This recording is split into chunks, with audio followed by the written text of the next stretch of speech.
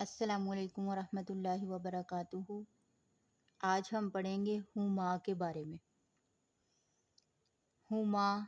اس علامت کا ترجمہ عموماً ان دونوں کبھی اسم کے ساتھ اپنا اپنی اپنے کیا جاتا ہے، مثلاً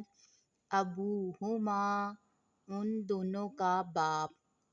حوتہما اپنی مچھلی، ربہما ان دونوں کا رب،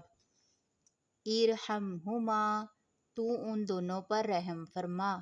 لا تنہرہما تو ان دونوں کو مت ڈانٹ، یضیفوہما وہ ضیافت کریں ان دونوں کی، نسیا حوتہما وہ دونوں اپنی مچھلی بھول گئے، وکان ابوہما صالحا اور ان دونوں کا باپ نیک آدمی تھا، اما یبلغن عندک الکبر احدہما او کلاہما فلا تقل لہما اف ولا تنہرہما اگر تیرے سامنے بڑھاپے کو پہنچ جائیں دونوں میں سے ایک یا دونوں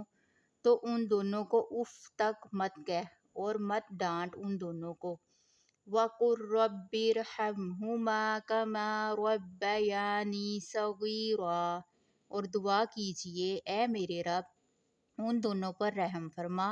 جیسا کہ انہوں نے مجھے بچپن میں پالا، فَأَبَوْا أَن يُضَیِّفُوہُمَا تو انہوں نے انکار کر دیا کہ وہ ان دونوں کی ضیافت کریں۔ ہما کبھی ہی ماں بھی ہو جاتا ہے، اس سے معنی میں کوئی فرق نہیں پڑتا، بلکہ صرف پڑھنے میں آسانی پیدا کرنے کے لیے یہ تبدیلی کی جاتی ہے، مثلاً فیہما فاکہۃ ونخل ورمان ان دونوں باغات میں پھل اور کھجوریں اور انار ہوں گے۔